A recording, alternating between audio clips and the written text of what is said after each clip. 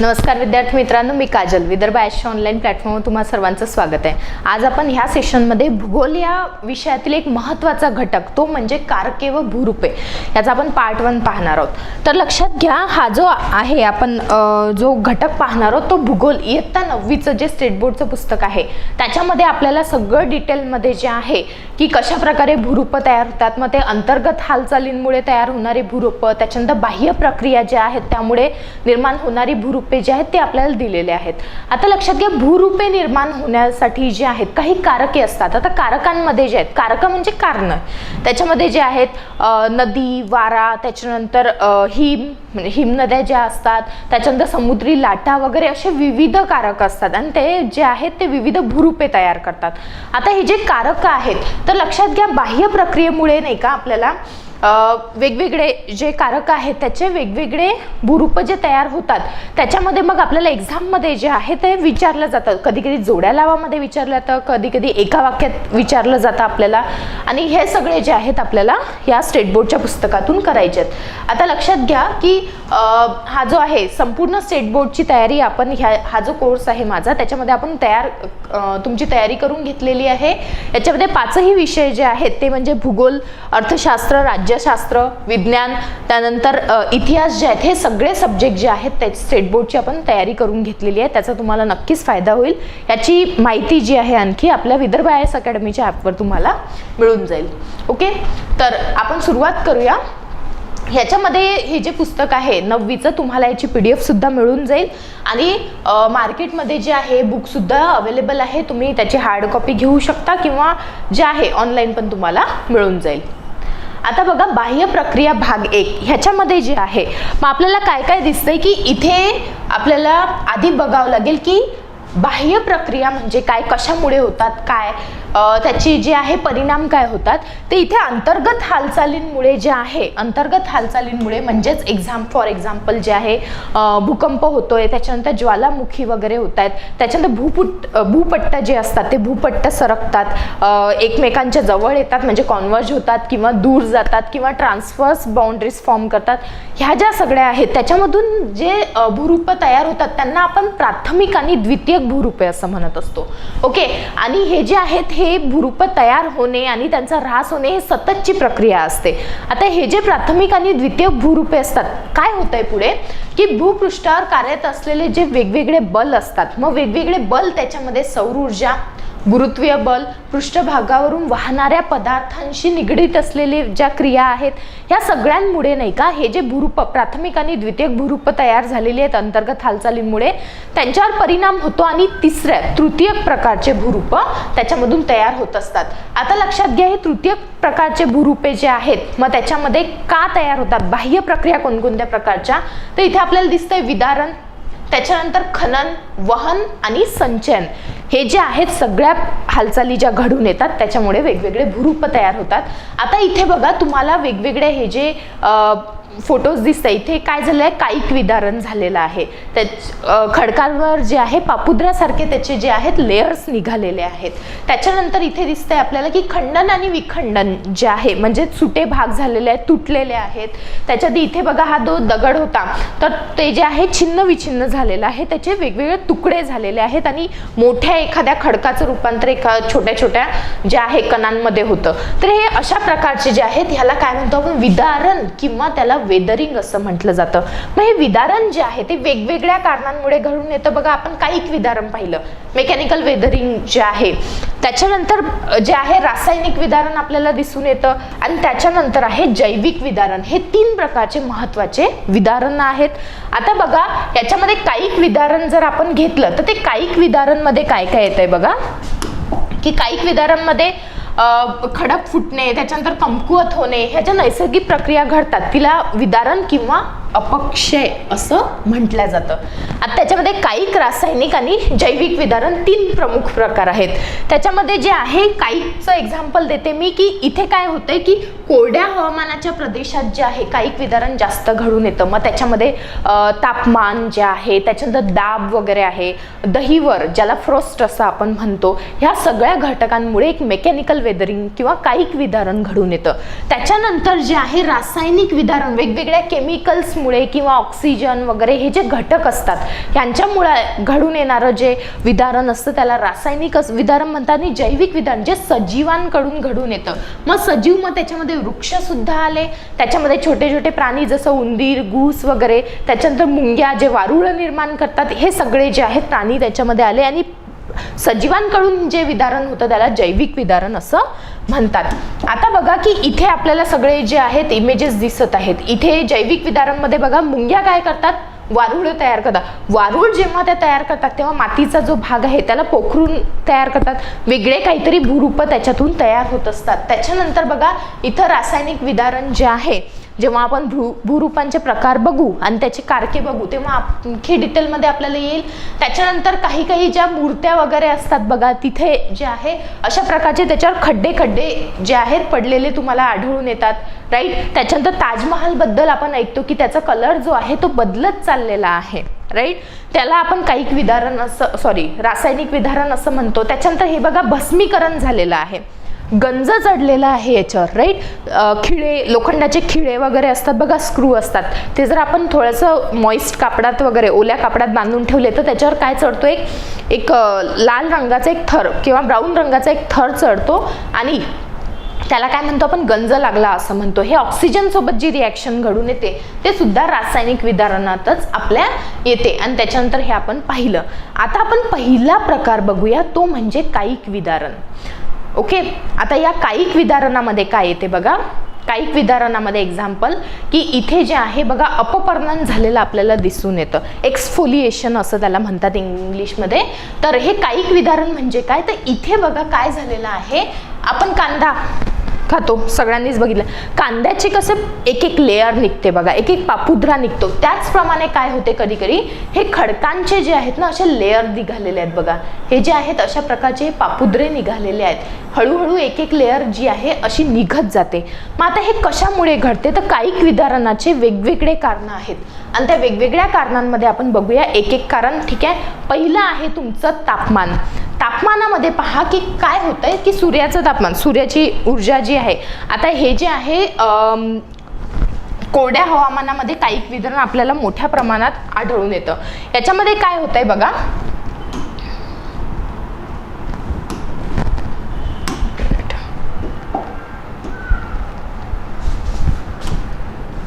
याच्यामध्ये काय होतंय, वाढत्या तापमानामुळे काय होतं, खडकांमध्ये खनिजे असतात, राईट.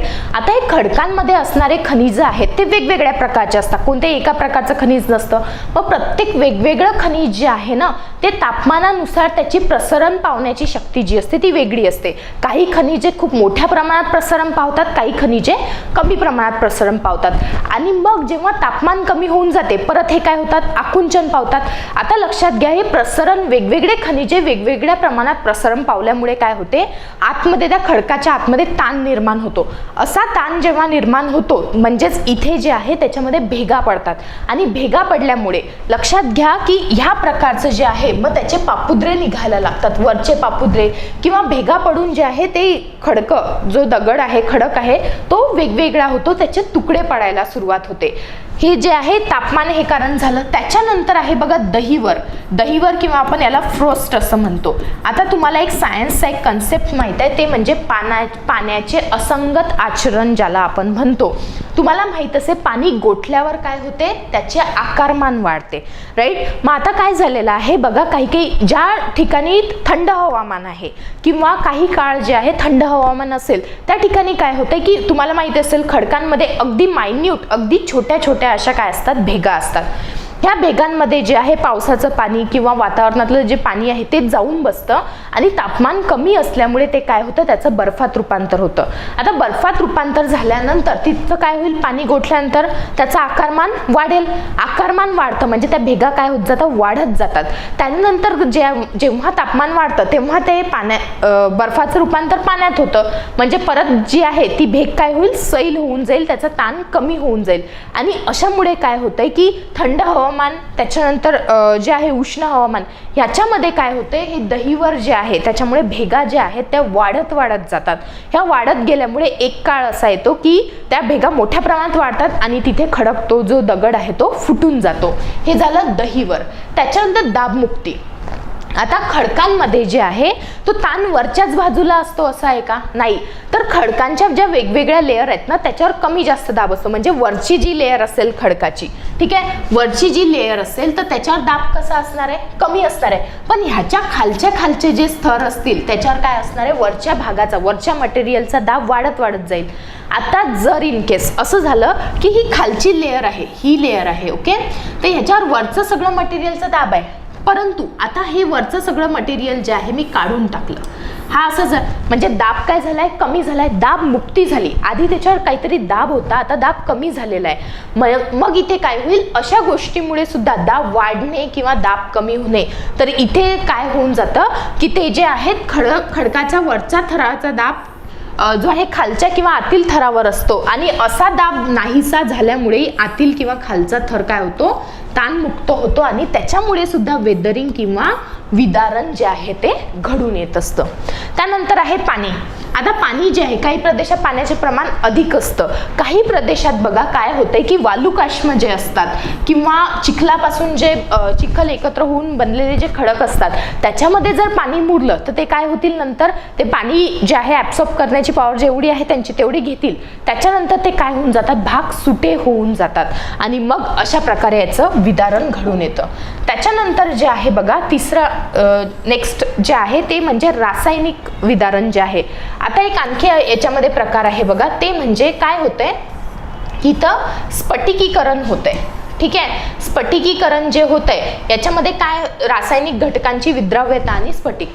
काय होतंय की हा दगड आहे बघा अशा रीतीने, ह्याच्यावर नाही का पाणी जे आहे वातावरणातले मॉइश्चर जे आहे किंवा पावसाचं पाणी जे आहे, इथे पावसाचं पाणी वगैरे जेव्हा पडतं तर ह्या भागामधले, या खडकामधले जे घटक असे आहेत की विद्राव्य आहेत पाण्यामध्ये, ओके, ते काय होतात? पाण्यामध्ये त्याचं सोल्युशन तयार होऊन ते वाहून जातात, ते निघून जातात आणि मग इथे नाही का काय होतात? छिद्र तयार होतात. आता हे मोठं प्रमाण जे आहे ना ते समुद्र किनाऱ्यावर आपल्याला आढळून येते. समुद्राच्या लाटा ज्या असतात त्या मोठ्या प्रमाणात तिथे जे मोठमोठे खडकं वगैरे असतील तर त्याच्या भागावर आढळतात. ह्या लाटा आढळल्यामुळे काय होतात? त्या पाण्यासोबत जे आहे इथले सगळे जे विद्राव्य घटक असतील ते निघून जातात आणि अशा प्रकारची छिद्र तयार होतात. मग आता हे लाटांचं पाणी जे आहे इथं साचून राहतं. लाटांचं पाणी समुद्राचं पाणी आहे म्हणजे क्षार असणार, त्याच्यामध्ये खारट असणार. मग आता हे काय होतं की तापमान वाढल्यानंतर त्या पाण्याचं इव्हॅपरेशन होते, ते पाणी निघून जातं आणि हे क्षार जे असतात ना ते याच्यामध्ये साचून राहतात. हे क्षार जे असतात हे याच्यामध्ये साचून राहतात. क्षार साचल्यानंतर लक्षात घ्या जेव्हा ते पाण्यामध्ये विरघळलेले आहेत तेव्हा त्याचं आकारमान काय असतं? कमी असतं. परंतु हे पाणी निघून जातं, इव्हॅपरेशन होतं आणि जे स्फटिकीकरण होतंय त्या क्षारांचं, ते स्फटिकांचं आकारमान जे असतं ते जास्त असतं. आधी स्फटिकीकरण झाल्यानंतर मग त्यांना काय होईल? त्या क्षारांना ते जास्त जागा व्यापतील म्हणून छोटीशी असणारी भेग जी आहे ती हळूहळू काय होतं? तो मोठा खड्डा होतो आणि अशा प्रकारे सुद्धा विदारण जे आहे ते घडून येत असतं. ओके, तर इथे स्फटिकांची वाढ, दाबमुक्ती, पाणी, दहीवर, तापमान हे सगळे जे आहेत ते कायिक विदारण जे आहे त्याच्यामुळे त्याची हे कारणं आहेत. आता त्यानंतर जे आहे आपण पाहतोय ते म्हणजे रासायनिक विदारण जे आहे. आता रासायनिक विदारणमध्ये वेगवेगळे घटक कारणीभूत असतात. त्याच्यामध्ये महत्त्वाचं एक आहे की ते एक्सपेरिमेंट करून दाखवलेलं आहे. आता त्याच्यामध्ये महत्त्वाचं आहे की वेगवेगळे जे वातावरणातील घटक आहेत, एलिमेंट्स आहेत, त्याच्यानंतर ॲसिड वगैरे आहेत, हे महत्त्वाचा रोल प्ले करतात.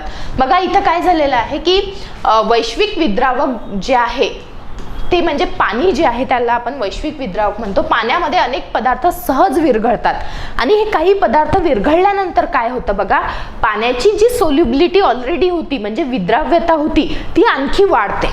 ओके, विद्राव्यता सोल्युबिलिटी आणखी वाढते म्हणजे मग हे जे आहेत पदार्थ विरघळल्यामुळे त्या द्रावणाची विद्राव्यता वाढते आणि पाण्यात सहज विरघळू न शकणारे काही पदार्थ सुद्धा त्याच्यामध्ये काय होतात? अशा द्रावणात विरघळतात आणि मग जे आहे त्या प्रदेशामध्ये जे विद्राव्य घटक असतील त्या खडकांमध्ये ते या पाण्यामध्ये काय होतात? विरघळून सोल्युशन तयार करतात, ते निघून जातात. म्हणजे इथं सुद्धा वेदरिंग झालेलं आहे. वेदरिंग आता बेसिकली वेदरिंग म्हणजे काय? काहीतरी पार्ट जो आहे तो निघून जाणे, कमी होणे, सुटा होणे, त्याचे तुकडे होणे किंवा कणांच्या रूपांमध्ये येणे, ह्याला आपण वेदरिंग किंवा विदारण म्हणतो. आता बघा नेक्स्ट आहे ते म्हणजे कार्बनन. हे कार्बनन जे आहे ते काय आहे बघा? हे कार्बनमध्ये जे आहे पावसाचे पाणी जे आहे ते ढगातून जमिनीवर येईपर्यंत कुठून येतं, तर वातावरणातून येत असतं. आता वातावरणातून येताना तुम्हाला माहिती आहे वातावरणात मोठ्या प्रमाणात कार्बन डायऑक्साईड असतो. हे पाण्यामध्ये जे आहे ते कार्बन डायऑक्साईड काय होतो, मिक्स होतो आणि काय तयार करतं, तर ते तयार करतं कार्बाम्ल जे आहे ते वीक ॲसिड असतं. हे अशा रीतीने ही रिॲक्शन होते. पाण्यासोबत जे आहे CO2 ची रिॲक्शन होऊन इथे कार्बाम्ल तयार होतो. ठीक आहे. हे जे ॲसिड तयार झालेलं आहे ते काय करतं, चुनखडीसारखे पदार्थ त्याच्यामध्ये सहज विरघळतात. ओके, हे जे आहे कार्बाम्ल तयार होतं चुनखडीसारखे. मग चुनखडीपासून बनलेले जे दगड असतील, खडकं असतील किंवा मूर्त्या वगैरे असतील किंवा काही स्ट्रक्चर्स असतील त्याचे पदार्थ काय होतील, त्याच्यामध्ये विरघळून जातील आणि त्याचं विदारण घडून येतं. आता जे आहे बघा नेक्स्ट आहे याच्यामध्ये ते म्हणजे द्रवीकरण, सोल्युशन ज्याला आपण म्हणतो. आता सोल्युशन जे तयार होतंय हे बघा, मूळ खडकातील काही खनिजे पाण्यात विरघळून पाण्याबरोबर वाहून जातात आणि त्यातील क्षारांपासून रासायनिक अवक्षेपण होऊन चुनखडी तयार होते. इथे जे आहे बघा याचं एक्झाम्पल दिलेलं आहे आपल्याला, अहमदनगर जिल्ह्यातील वडगाव दर्या येथे चुनखडीचे पुन्हा रासायनिक अवक्षेपण झालेले आढळते. प्रश्न विचारताना हे सुद्धा तुम्हाला विचारले जातं की कोणत्या ठिकाणी अशा प्रकारचे भूरूपे किंवा अशा प्रकारचा परिणाम जो आहे तुम्हाला आढळून येतो, तर आपल्याला हे दिलेलं आहे अहमदनगर जिल्ह्यातील वडगाव दर्या येथे आपल्याला आढळून येतं. आणि मग हे जे आहे द्रवीकरणाच्या म्हणजे सोल्युशन तयार जे होतं, द्रवीकरण म्हणजे सोल्युशन तयार होणे, क्षार विरघळून खडक काय होतात, ठिसूळ होतात. ठिसूळ झाल्यानंतर ते जे आहे त्यांच्यावर थोडं जरी प्रेशर लागलं तर ते पूर्णपणे तुटून जातात किंवा फुटतात. त्यानंतर आहे भस्मीकरण. बघा इथे जे आहे द्रवीकरण होऊन एक चुनखडी तयार झालेली आहे. त्यानंतर आहे भस्मीकरण. भस्मीकरण किंवा त्याला ऑक्सिडेशन असं म्हटलं जातं. ज्या खडकांमध्ये लोह खनिज असते त्या खडकांवर ही क्रिया घडून येते. आता त्याच्यामध्ये असलेलं लोह खनिज जे आहे ते काय करतं, वातावरणातील ऑक्सिजन सोबत किंवा पाण्यातील ऑक्सिजन जे आहे त्याच्यासोबत जे आहे रासायनिक क्रिया करतं आणि त्याच्यामध्ये जे आहे मग जे ऑक्सिजन सोबत रासायनिक क्रिया करून जो पदार्थ तयार होतो तो लेयर जी आहे, ओके, आयन ऑक्साईड तयार होतं, ते लेयर जी आहे त्या घटकावर चढते आणि त्याला आपण गंज असं म्हणतो आणि तो तपकिरी रंगाचा भाग दिसतो आपल्याला. बघा मगाशीच मी सांगितलं की जे खिळे वगैरे असतात, स्क्रू असतात, ते बघा काही काळानंतर आधी ते चकाकतात, काही काळानंतर आपल्याला त्याच्यावर एक ब्राउनिश किंवा तपकिरी लेयर आलेली दिसते. आणि याच्यामध्ये जे आहे जास्त पावसाच्या प्रदेशामधील जे खडक असतील त्याच्यावर सुद्धा अशी आपल्याला प्रक्रिया झालेली दिसून येते. त्यानंतर बघा याचा आणखी एक एक्झाम्पल दिलेला आहे आपल्याला, ते म्हणजे आपण जर सफरचंद जे आहे ॲपल ते जर आपण कापून ठेवलं त्याच्या फोडी तर त्याच्यावर सुद्धा एक तांबूस रंग चढतो, कारण ॲपलमध्ये काय असतं, लोह असतं आणि त्याचं सुद्धा भस्मीकरण किंवा ऑक्सिडेशन होतं. त्यानंतर तिसरं आहे ते म्हणजे जैविक विदारण. आता जैविक विदारणमध्ये बघा काही रासायनिक विदारणाशिवाय जैविक विदारण हे जे आहे त्याच्यामुळे सुद्धा खडकांचे विदारण होते. आता आपण एक एक्झाम्पल घेऊया. आता इथे किल्ल्यांचं एक्झाम्पल दिलं आहे, त्याच्यानंतर तुम्ही एक साधंसं एक्झाम्पल घ्या. बघा की एक जुनं एखादं घर वगैरे असते तर ज्याला आपण भूत बंगला असं म्हणतो जनरली, की हो तो भूत बंगला आहे, तिथून भिंतीतून झाडं उगवलेले आहेत वगैरे. आता भरपूर काळाआधीचं कन्स्ट्रक्शन जर असेल आणि त्याची जी आहे व्यवस्थित व्यवस्था ठेवली जात नसेल तर त्याच्यामध्ये आपल्याला भिंतींवर असे गवत उगवलेलं दिसते किंवा एक मोठं वृक्ष तिथून जे आहे बाहेर आलेलं दिसते, त्याच्यामुळे भिंतीला जे आहेत तडे पडतात. तर इथे काय होत आहे बघा की किल्ल्यांच्या बुरुजांवर वाढलेली झाडे किंवा जे आहेत वेगवेगळ्या घरांवर, जसं मी भूत बंगला वगैरे आपण ज्याला म्हणतो, तर त्या ठिकाणी सुद्धा अशी आपल्याला झाडं वाढलेली दिसतात. बघा इथे जे आहे दगडफूल जे आहे भिंतीवर वाढलेलं आहे, बारीक बारीक गवत जे आहे हे वाढलेलं आहे. आता वनस्पती ज्या आहेत इथे वाढत आहेत, यालाच आपण काय म्हणतो, जैविक विदारण म्हणतो. यांनी इथे दिलेलं आहे बघा. ह्या ज्या आहेत जुने जे मंदिरं वगैरे आहेत बघा, इथे कन्स्ट्रक्शन दिसते आपल्याला आणि त्याच्यामधून हे भल्या मोठ्या वृक्षाच्या ज्या ह्या मुळं आहेत ते इथून आपल्याला आलेले दिसतात. आणि याच्यामधून काय होतंय बघा, एखाद्या पूर्ण अशी भिंत आहे आणि या भिंतीमधून जे आहे वृक्ष वाढतंय किंवा एखादी जे आहे त्याचं वटवृक्ष वगैरे असेल तर त्याचं जे मूळ वगैरे आहे ते इथून जाताना काय करतं, भेगा पडतात. ते आधी छोटं असेल तर छोटी भेग असेल, पण मोठमोठे ते वनस्पती वाढल्यानंतर मोठमोठ्या भेगा पडतात आणि अशा प्रकारे सुद्धा विदारण घडून येते की मूळ स्वरूपापेक्षा त्याचं स्वरूप जे आहे ते बदलून जातं आणि हे विदारण आपल्याला दिसून येतं. त्याच्यामध्ये मग मुंग्या, त्याच्यानंतर उंदीर, घुशी, ससे यांसारखे जे प्राणी आहेत ते सुद्धा, कृमी, कीटक जे आहेत वेगवेगळे, त्यांच्याद्वारेही असं जैविक विदारण घडून येतं. आणि यांना काय म्हणतात, या सर्व प्राण्यांना खनक प्राणी असं म्हणतात. खनक प्राणी का बरं म्हटलं जातं त्यांना, कारण त्यांच्याद्वारे जे खनन क्रिया केली जाते, खणतात ना उंदीर, घुशी बघा जे आहे मातीमध्ये वगैरे छिद्र करतात, ते खनन कार्य जे करतात त्याच्यामुळे सुद्धा जे आहे खडकांचं विदारण घडून येतं. आणि मग जे आहे वेगवेगळे मग तिथं वनस्पती वगैरे अशा प्रकारे दगड, फूल किंवा गवत किंवा वृक्ष जे आहे ते वाढत असतात. त्यानंतर इथं जे आहे बघा जैविक विदारणमध्ये की आपल्याला याच्यामध्ये 3 घटक महत्त्वाचे आहेत. ते म्हणजे पहिलं कायिक विदारण, रासायनिक विदारण आणि जैविक विदारण. ते का होतात, कशा प्रकारे होतात हे तुम्हाला माहीत असलं पाहिजे. आणि हे सुद्धा महत्त्वाचं आहे की कायिक विदारण हे जे आहे ड्राय भाग जो असेल, कोरडा भाग, त्याच्यामध्ये आढळून येतं. परंतु मला एक गोष्ट सांगा की रासायनिक विदारण हे कुठे मोठ्या प्रमाणात आढळून येईल. रासायनिक विदारण म्हणजे आपण त्याच्यामध्ये कोणकोणते भाग बघितले बघा, द्रवीकरण आपण पाहिलं, त्याच्यामध्ये भस्मीकरण आपण पाहिलं.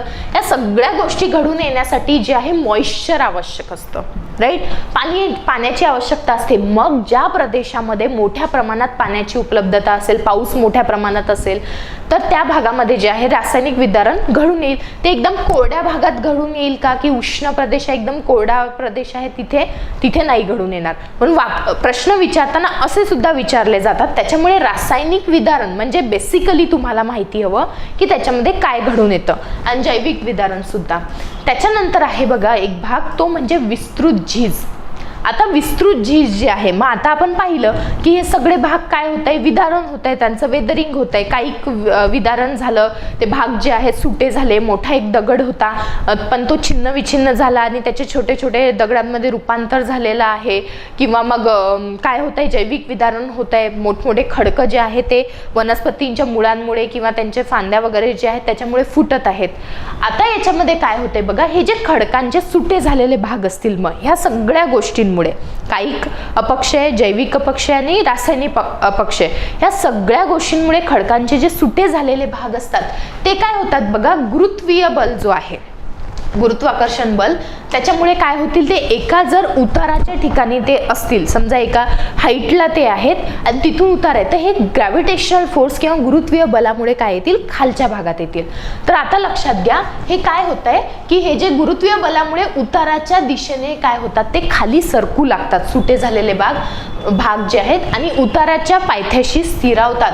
आता ही प्रक्रिया जी आहे ती वर्षानुवर्ष चालू असते. वेदरिंग काही एकाच दिवसात घडत नाही की हो चला जे आहे आजच तापमान वाढलेलं आहे, आज खूप जास्त तापमान होतं त्याच्यामुळे मग ते जे आहे पापुद्रे निघालेले आहेत खडकाचे किंवा एक्सफोलिएशन ज्याला आपण म्हणतो, अपपर्णन, ते झालेलं आहे आणि उद्याच तो खडक जो आहे आपल्याला तशा प्रकारचं दिसून येईल. नाही, ह्या ज्या प्रोसेस आहेत वेदरिंगच्या, ह्या वर्षानुवर्षे चालणाऱ्या आणि संथ गतीने होणाऱ्या प्रोसेस आहेत. कारण फ्रोस्ट तयार झालं, दहीवर तयार झालं, तर ते दहीवर आज तयार झालं आणि उद्या लगेच त्या खडकाला मोठी एक भेग पडली आणि खडकाचे तुकडे झाले असं होत नाही.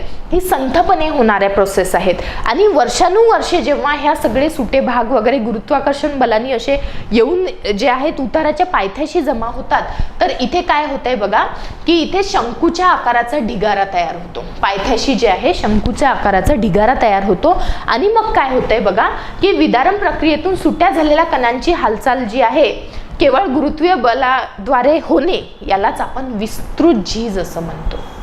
म्हणजे फक्त आणि फक्त ग्रॅव्हिटेशनल फोर्समुळे जर ते सुटे झालेले खडकांचे जे भाग आहेत ते खाली येत असतील, पायथ्याशी येत असतील आणि शंकूच्या आकाराचा ढिगारा तयार करत असतील, तर त्याला आपण विस्तृत झीज असं म्हणतो. विस्तृत प्रमाणात हे एका छोट्याशा प्रदेशामध्ये किंवा छोट्याशा एका दगडाचं झालं असं नाही, मोठ्या प्रदेशामध्ये हे सतत घडून येत असतं. आणि याच्यामध्ये जी आहे तीव्र गतीने होणारी विस्तृत झीज कुठे घडून येते, त्याच्यामध्ये जे आहेत वेगवेगळे उदाहरणं दिलेले आहेत बघा आपल्याला. त्याच्यामध्ये आहे दरडी कोसळणे, त्याच्यानंतर भूस्खलन, जमीन खचणे यासारख्या हालचाली जलद गतीने होतात.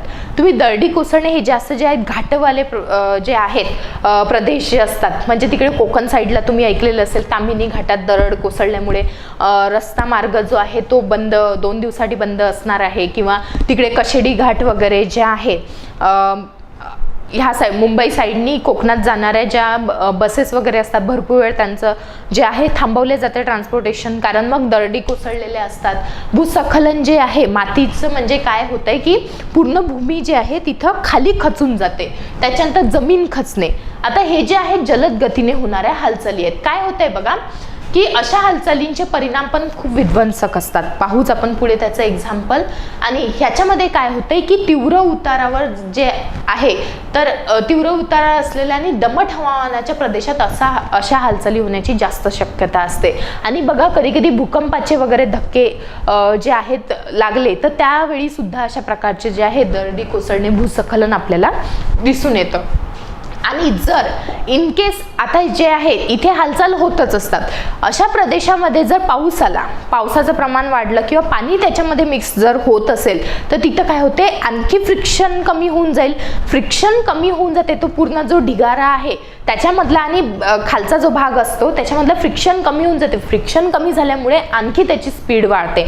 आणि याचं एक्झाम्पल आहे बघा की पुण्याजवळील पुणे जिल्ह्यातील जे माडीन गाव होतं तिथं काय झालं होतं बघा की हे जे पूर्ण आहे की रात्रीमध्ये जी आहे आपत्ती घडून आली होती आणि त्याच्यामध्ये जे आहे पाऊस मोठ्या प्रमाणात आला आणि ती पूर्ण गाव जे आहे ते पूर्ण काय झालं होतं भूस्खलन होऊन ते गाडल्या गेलं होतं. तर अशा प्रकारे ही जी झीज होते याला विस्तृत झीज म्हणतात. बघा याच्यामध्ये बघा हा जो भाग आहे आता ही जमीन खचलेली आहे, हा पूर्ण भाग होता आणि इथे कुठेतरी वेदरिंग झालेला आहे, अपक्षय झालेला आहे आणि सुटे झालेले भाग आहेत. सुटे झालेले भाग जे आहेत ते गुरुत्वीय बलामुळे काय होत आहेत तर असे खालच्या भागात येतात. बघा हा जो भाग आहे इथं काही भाग आपल्याला खचल्यासारखा दिसतोय. बघा हा जो भाग आहे हा इथून इथे बघा इथं जो आहे हा भाग खचलेला आपल्याला दिसत आहे. त्यानंतर बघा की इथे जे आहे भूस्खलन होतंय. भूस्खलन म्हणजे पूर्ण जो काही भाग आहे इथून जो भाग येतोय बघा याच्यामध्ये ही दरड कोसळलेली आहे, दगड जे आहेत मोठमोठे खडकांचं विदारण झालेलं आहे आणि काय होतात हे गुरुत्वीय बलामुळे हे खडकं खाली येतात आणि रस्ते मार्ग अडवतात. त्यानंतर बघा इथे जे आहे हा पूर्ण हा जो भाग होता हा वरच्या साईडला होता, परंतु इथे काय झालेलं आहे भेगा वगैरे निर्माण होऊन हा भाग जो आहे गुरुत्वीय बलामुळे खाली खचला जातो, तो खाली खेचला जातो आणि कुठेतरी खाली पायथ्याशी येऊन तो स्थिरावतो. त्यानंतर बघा इथे जे आहे मातलोट दिसून येते आपल्याला.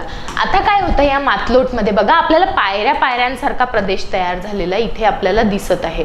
तर इथे जे आहे ना भूस्खलन झालेलं असतं. भूस्खलन मध्ये जेव्हा समजा पाऊस वगैरे आला तर काय होतंय की हे हळूहळू ह्या ज्या लेयर्स आहेत ना हळूहळू ह्या खाली घसरायला लागतात, हळूहळू खाली घसरतात आणि मग त्याच्यामधून काय तयार होतं बघा असं टेरेस सारखं किंवा पायऱ्यांसारखं असं स्ट्रक्चर आपल्याला दिसून येतं. त्याला मातलोट असं आपण म्हणत असतो. आणि मंद गतीने होणारी जी विस्तृत झीज आहे तर याच्यामध्ये जे आहे बर्फाच्छादित प्रदेशामध्ये सीमावर्ती भागात उतारावर मंद गतीने काय होत असते बघा ती झीज होत असते आणि तो भूभाग जो आहे तो खाली खाली येत असतो. आता ह्याच्यामध्ये जे आहे आपण पूर्ण विदारण कोणकोणत्या प्रकारचं विदारण असतं काय असतं आपण हे सगळे पाहिलं.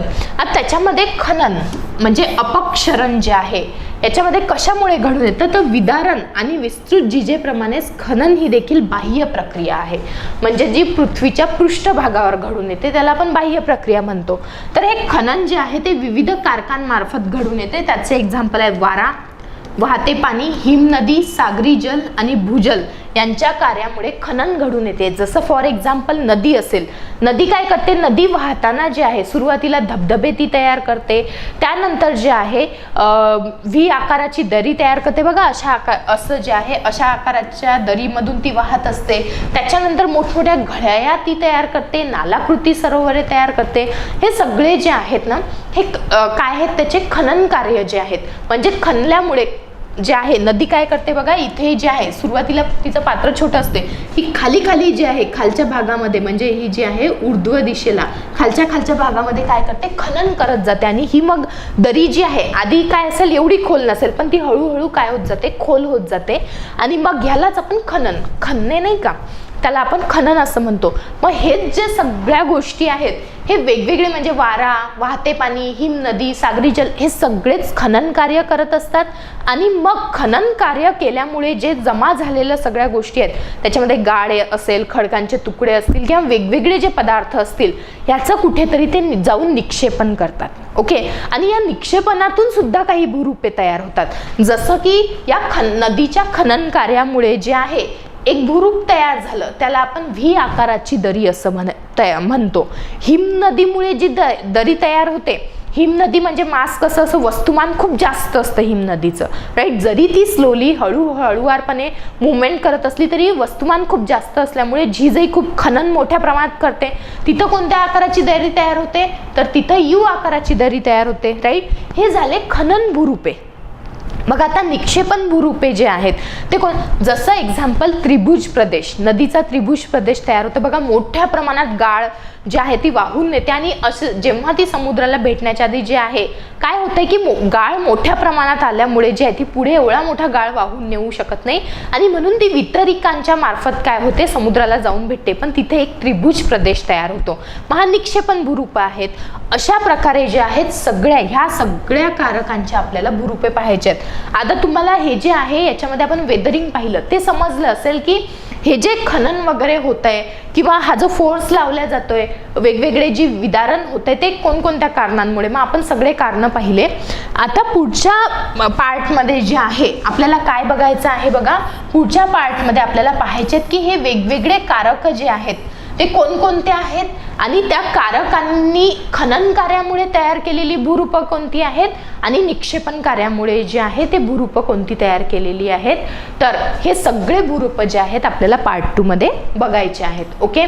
तर ह्याच्यामध्ये जे आहे तुम्हाला स्टेट बोर्डच्या पुस्तकामध्ये हे सगळे भेटून जातील. आणि इथे हे सुद्धा लक्षात ठेवायचं की हा जो भाग आहे पूर्ण, तर इथे हे जे क्षारयुक्त स्फटिकीकरण तयार झालेलं आहे, अपपर्णन झालेलं आहे, त्याच्यानंतर बघा जैविक विदारण, ह्या सगळे जे आहेत याच्यामधून नंतर मग जे भूरूपं तयार होतात ते डिटेलमध्ये आपण ह्याच्या नेक्स्ट पार्ट जो असेल आपला ह्या सेशनचा तर त्याच्यामध्ये आपण कव्हर करूया. ओके. तर इथे जे आहे बघा आणखी एक लक्षात घ्या की आपण एक जो आहे इनिशिएटिव्ह घेतलेला आहे ग्रुप बी ची जी कंबाईनची आपली संयुक्त पूर्व परीक्षा आहे त्याच्यासाठी एक मिशन एकलव्य म्हणून हे जे आहे आपण ठेवलेलं आहे. त्याच्यामध्ये टॉपिकनुसार तुम्हाला टार्गेट दिल्या जातील आणि ते पेपर्स घेऊन जे आहे ते तुमच्याकडून पूर्ण जे आहे पेपर सॉल्व करून घेऊन त्याचं ॲनालिसिस करून दिल्या जाईल, तुम्हाला एक्सप्लेनेशन दिल्या जाईल. आणि असं हे जे आहे मिशन एकलव्य आपण स्टार्ट केलेलं आहे. याच्याबद्दल जी आहे आणखी इन्फॉर्मेशन तुम्हाला विदर्भ IAS अकॅडमीच्या ॲपवर मिळून जाईल. ठीक आहे. तर इथे आपण थांबूया. थँक्यू.